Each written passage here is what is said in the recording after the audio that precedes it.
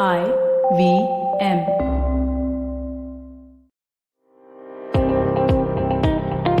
Welcome to All Things Policy, a daily podcast supported by Pragati, a flagship media initiative of the Takshashila Institution.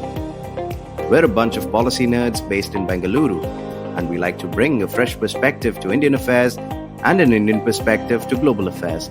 So grab a cup of coffee, sit back, and join us for today's chat. Welcome to today's episode. We're going to talk about the shortage of gig workers that many of you might have noticed. I'm Sridhar Krishna from Takshashila Institution, and I've got with me my colleagues Anupam, Manur, and Sudisha, Mishra. Welcome, Anupam and Sudisha. Hey, Sridhar, good to be here. Hi, Anupam. Great. So, this platform companies seem to be dealing with a very severe shortage of gig workers. And I've been reading about this in the newspapers over the last days. And in fact, I've even that if I want to book a big basket delivery slot now, it takes much longer than it used to in the past. If I want to hail an Uber, I have to wait much longer and be more patient than we've all been. So, in a country where unemployment is rising and there seems to be a big shortage of jobs, why is that these platform companies are experiencing a sudden shortage of gig workers? What do you think could be the reason for this? And is this a temporary one, or is this something which is going to be long term? That's really what we want to talk about. So, Anupam, do you want to take a stab at it?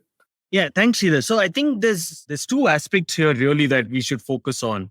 One is a temporary seasonal kind of effect that's going on, which is, it depends on how much weightage to these things, but, Delhi, northern India is facing a massive heat wave, and therefore people are not willing to step out.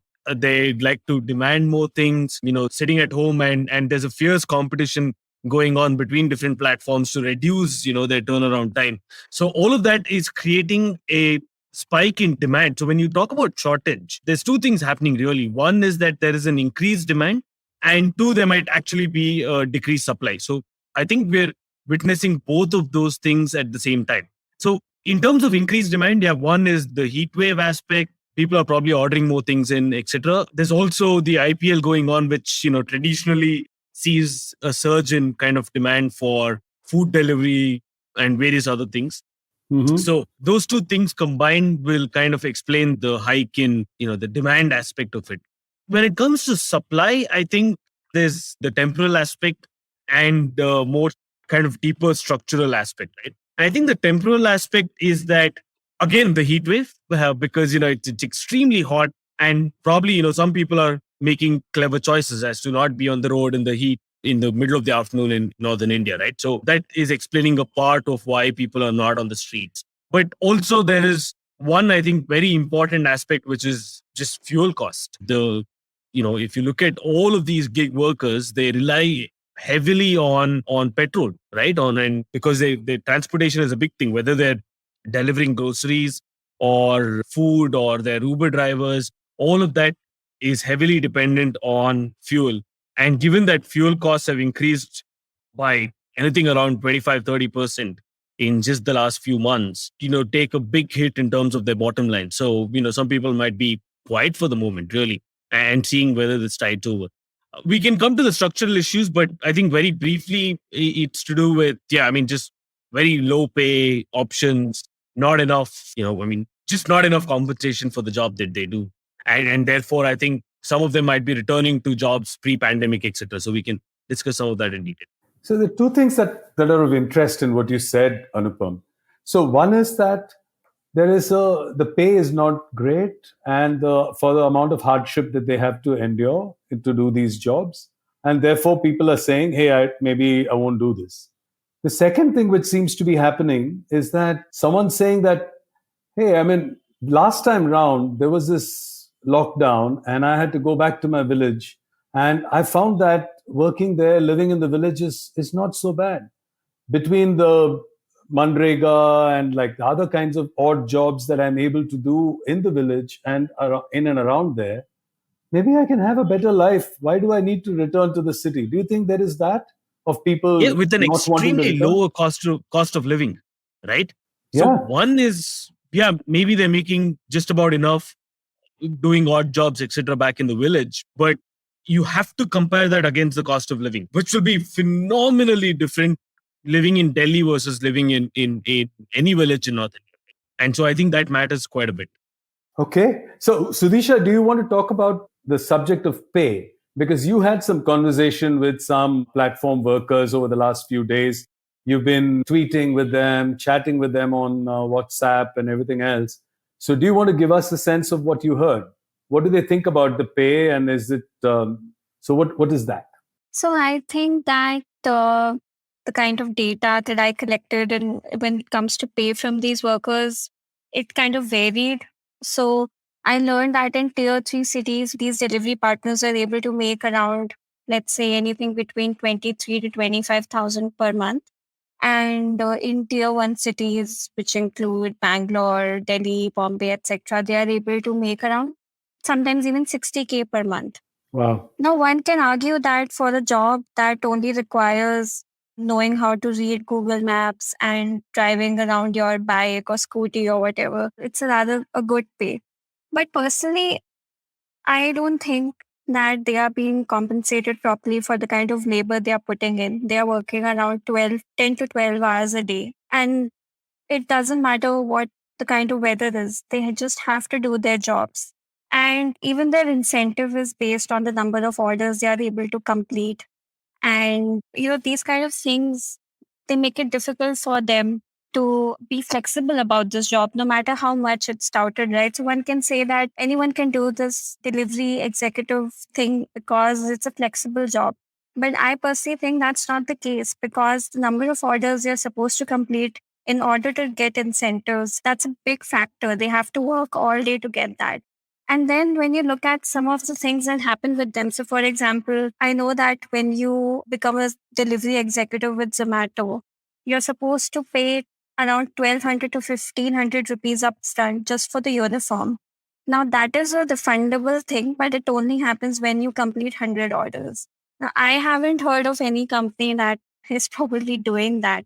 Another factor is that even if they are able to make around 60K per month in tier one cities doing this job, they still have to subtract around 25 to 30%, which is the fuel cost, or let's say they've taken a bike on rent or something of that sort. So a large chunk of that income is going in things that they shouldn't really have to pay for, right? So even if it seems like a good amount of money for someone like them, I truly think it's not.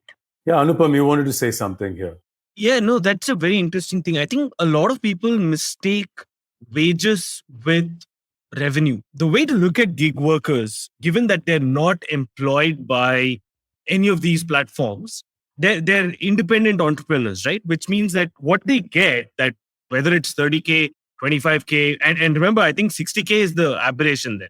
Okay. That's by no means the average, whether mean or median. Yeah. I think median would be a lot lower. But nonetheless, okay, if you take something as median as 30,000 is not their income, right? 30,000 is their revenue, which means that you have to minus the operating costs from that amount. So, and this operating cost can be quite a bit, which I don't think a lot of people really realize, right? So one is, of course, your fuel costs, which people have spoken about, that is quite a bit, has been increasing and so on. But a lot of people also don't have the capital for their asset. So whether it is buying a scooter or for Uber, buying that car, that can be extremely expensive, upfront payment. So what they do is usually get it on EMI. They buy these things on EMI and they have to make a hefty payment towards that, right? Each month. And that you have to exclude from whatever revenue they're getting, right? So the net profit as such, when you subtract all of these operating expenditures, upfront payments, etc., from monthly revenue, then you're actually left with very little. So there is a difference, right? You can't look at this as wages, where the wages is basically the company gives you all of your assets and you're just doing a job and you get to keep that much. Here, that's not the case. That's clearly not the case. We've seen many times where just the EMI payments towards that car or bike is massive. There's some gig workers, for example, who take a scooter or two-wheeler basically on day-to-day rate. So in Bangalore, you have companies which rent out two-wheelers, right? I mean, and things like whatever these bike rental companies. So they pay quite a hefty sum there. So, you're paying a big sum towards that. And basically you have to make just about more than that in order to keep something away, right? And then it's not, the numbers are quite small. Correct. And I do want to get back to this point about the wages and whether they are adequate or not adequate going forward. But before that, let's take a short break. Hey, it's been another great week on the IVM Podcasts Network. On Cyrus Says Cock and Bull, Cyrus, Ayushi, Nivedita and Abbas address the rumors about Putin having blood cancer and discuss how an American cat owner won rupees 95 lakhs in a settlement. Is the Taj Mahal a Hindu temple? Esteemed cultural writer Rana Safwi weighs in on this debate with Siddharth Bhatia on The Wire Talks. On Smarter with Sid, Siddharth ponders whether it is okay to take a nap during working hours. On Marathi Khidkitun, the Deshmukhs talk to Marathi actress Amruta Khanvilkar about her new film Chandramukhi. And on Ek Chuski Finance, Priyanka explains why research is a must in making financial decisions. We've got some exciting news for you. IVM Podcasts has just launched its merch and our first line is out now. Head to the IVM Podcasts website and click on the shop tab to check out our first collection of t-shirts. Do follow us on social media. We are IVM Podcasts on Twitter, Facebook, Instagram and LinkedIn. And remember, if you're enjoying this show or any of our other shows for that matter, please do tell a friend. Don't forget to rate us on any platforms you're listening on. You can also check us out on YouTube. We are also doing a small listener survey to better understand how you respond to our shows and advertising on the network. We would really appreciate if you could spare a few minutes to fill it. It helps us build better shows for you. And finally, we would like to thank our sponsors this week, SBI Life Insurance and Jupiter, our digital banking app. Thank you and welcome back. I was reading this report on the state of inequality in India, which was released earlier this week. And well, it is by the Prime Minister's Economic Advisory Council. So, I mean, it's a sort of formal governmental body report, at least blessed by the governmental body. And when you look at that report, it says that if you're earning 25,000 rupees a month in India, you're probably in the top 10% of all wages, right? So if people are, I mean, despite all these conversations about how much of this should be deducted and what should be included, etc., if you say that, if somebody is earning, say, 20 to 25,000 rupees a month in India, it is in the top 10% of their wage. So it doesn't seem to be the pay that's sort of No, but pushing Sridhar, people just away a from correction this. there. Yeah? When you're talking about earning, that is wages. That's No, I'm again talking the wages. distinction. I'm after all the costs. I'm saying if you're earning, say, 40,000 So rupees. if a person is actually earning 25K after deducting After all the expenses. costs, That's what not I'm a bad talking amount. about. That's not a bad amount, right? So maybe they're not earning that much. Maybe they're earning only 15. Maybe they're earning only 20. So that's something to sort of really look at. And I think it varies quite a bit from one type of platform to another. The second thing is that they are not seeing I think it's people have managed to go and live in small towns and found their costs of living there to be substantially lower.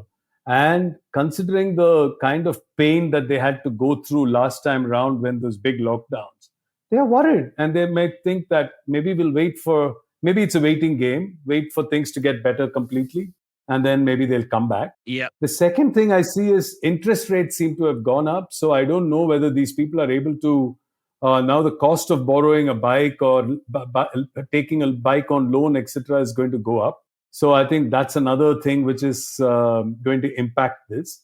And are there other alternatives? Now let's think of it. I mean, people might find that this is not worthwhile, etc. But what is the alternative to gig work in for somebody with that level of qualification in India? Correct. So, I think that's the most important aspect of all of this, Sridhar. The way I look at this market, right, is that there is intense competition between platforms, right? So you have, just in the delivery space in Bangalore, for example, there are multiple outlets which are offering, 10 minutes delivery, 20 minutes delivery, etc. And so there's a competition, a very fierce competition between the platforms. What that is doing is it is essentially, obviously then that will lead to lower prices to the end consumer. Now, some of that lower prices, of course, is subsidized in a way by venture capital money, but not all of it. Right? The other parts of lowering that cost will have to come from, from either keeping the wages constant or decreasing it, or, increasing the number of orders per person and so on. So this puts incredible pressure on the individuals who are employed to make just more deliveries, make more orders per day, etc. Right now, some of that, of course, is achieved through better logistics. I think every single platform is investing in better logistics. You have nearer kind of, you have more centers set up closer to residential hubs. They're investing in AI, which can predict the kind of orders at certain times, etc. So all of that is going on for sure, but we cannot deny the incredible amount of pressure on the final delivery executives and so on, right? And it's a combination of all of these things. Now, unfortunately, though, so that is in terms of the competition between platforms. Unfortunately, I don't think there is enough competition for gig workers across the platforms.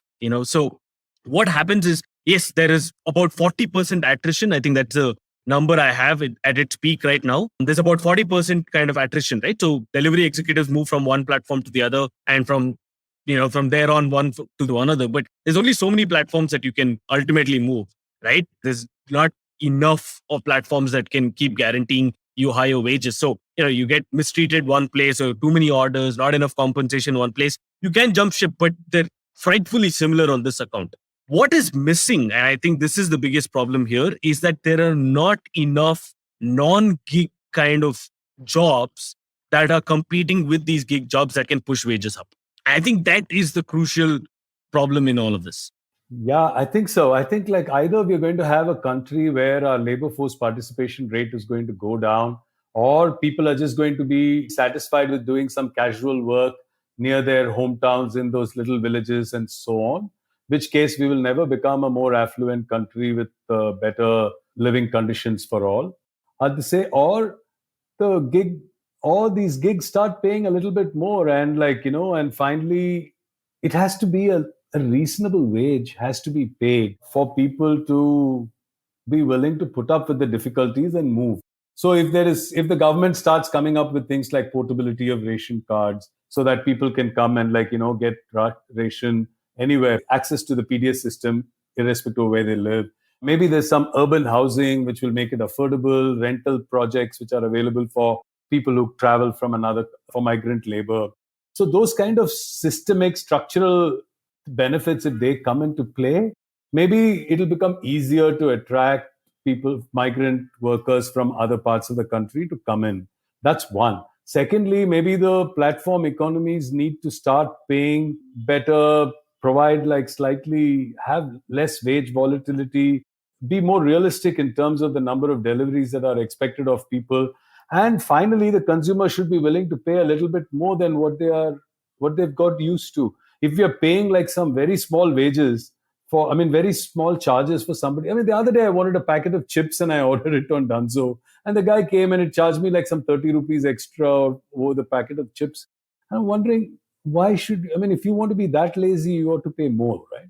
So, I think that's really my point. And I think eventually we'll all have to pay a little bit more for it to be a truly viable scenario. So again, I'll come back to the same point again, Sridhar, but in probably using slightly more technical language this time. But it comes down to elasticity, right? You have, if you look at these platforms as essentially two-sided markets, right? With you look at a Swiggy or Dunzo or as the platform, and there are two sides to it. One side being the end consumer, and the other side being, let's say, the delivery executive, right? And in case of Swiggy, there's also the restaurant partner, but that is an entirely different ballgame. So in a purely delivery game, there's just two sides, and one is the customer, and the other is the delivery executive. Now, traditional economics teaches us that you will charge a higher price where demand is more inelastic, and so that is the problem. Now, you have, for end consumers, you have multiple choices,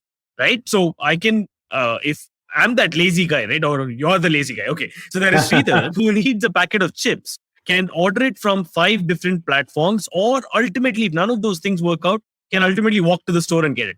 So those are Correct. the different kind of competition there. But on the other end, there is not enough competition, and therefore demand tends to be a lot more elastic. So you're gonna the platform will squeeze more out of the delivery executive in order to give it to the consumer, and that's what's happening. And that seems entirely bizarre from a kind of a third person's point of view, because in all cases it is the person who is ordering, the end consumer, is far better off in terms of amount of disposable income, in terms of wealth status, income status, etc., than the delivery executive. But the nature of the economics, the nature of the market is as such that the delivery executive is in a way subsidizing the end consumer. Yeah, And let's just it's a chew very on that. bizarre scenario, right? It's a It very is a very bizarre bizarre. scenario where you're asking the poor to subsidize the rich. And the only way the rich can have greater comforts, etc., is for the poor to remain like really poor or even become poorer. And it doesn't, isn't that the kind of scenario? Wouldn't you call this kind of thing a sort of some kind of market failure where, like, you don't you aren't you tempted to suggest? I mean, all of us have like this discomfort with government regulations, etc., and mandating this or that. But don't you think that this is the kind of scenario where there needs to be some regulation, something which there's something wrong here, right? Yeah, yes. I mean, there is something wrong, and I don't think we have very clear solutions about it. But one thing to start with, as I've been saying, is just the market structure itself. So you are looking at an oligopoly, right? What that means is essentially there's just a few number of buyers and there's a lot of sellers. So if you're looking at delivery being the service that they're selling, there's a lot of sellers, right? Because there's not enough jobs, other jobs. So there's a lot of people who are willing to do this work, but only a few essential People buyers who for can those, employ them, yeah, buying right? So a few people that's who can the buy their first. services, yeah. Mm-hmm. Correct. That's the first market failure there. So that's an oligopoly, if you please, right? So Correct. that's the first market failure. The other bits, I think, will just follow from there. So all types of things about working conditions, amount of wages, all of that follows from this fundamental situation. I don't think you can correct it by imposing minimum wage laws. You can't correct it by you'll just probably lose out on more employment. By the way. So I think there's a very clear gap in terms of solutions, but yeah, that's at least the nature of the problem. Yeah, I mean, there are very few gaps in terms of solutions which may succeed in the long run, but in the short run, I see some of the, at least I was also reading about it in the US, and I said, hey, what are these guys doing differently? And apparently, some of them are getting those workers back in by giving them some one time bonus for asking them to rejoin and reconnect with the platform. They're giving them slightly better wages, at least for a short period of time. They are giving them they're deducting smaller percentage of income. So they seem to be doing some of those things. Do you think that might happen in India as well? Because these platform players are not going to wait it out for a long time. And they need to show they've raised a lot of VC money, and those VCs are going to be impatient and they'll want to show results faster. And therefore, they might end up improving we can hope that maybe that will help them improve the working conditions of these gig workers and help them come back to and rejoin the workforce. Correct. So I think what we've got to wait and see is whether this shortage that exists is temporal or structural, right? So I think if there are enough number of people who have actually quit for good, and your platforms can't remedy it overnight, then you will see a situation where I think wages will go up and so on. So that's actually a good scenario. That is something to look out for. I mean, and it's in the interest of pretty much everybody. But if it is just a temporal thing, as we spoke about, because of IPL, heat wave, etc., and things get back to normal, I don't see that there's enough incentive for the platforms to hike wages. So I think that's really the key that you've got to look out. Brilliant. On this happy note, so who do you think is going to win IPL? No clue. Not really interested. I'm waiting for any good test series. So yeah. Yeah. Awesome. Thank you very much. Thanks. And this was interesting talking to you. I know that there aren't very many solutions at the moment, but at least it's important to stay tuned to this problem and hope that things get better. All right. Thank you very much. Bye-bye.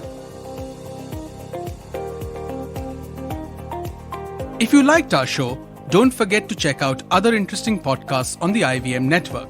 You can tune into them on the IVM Podcast app. ivmpodcast.com or wherever you listen to your podcasts. You can also follow IVM on social media. The handle is at IVM Podcasts on Twitter, Facebook, and Instagram. And hey, if you'd like to dive into Takshashila's research on technology, strategy, and economic affairs, check us out at our Twitter handle at Takshashila INST or our website takshashila.org.in.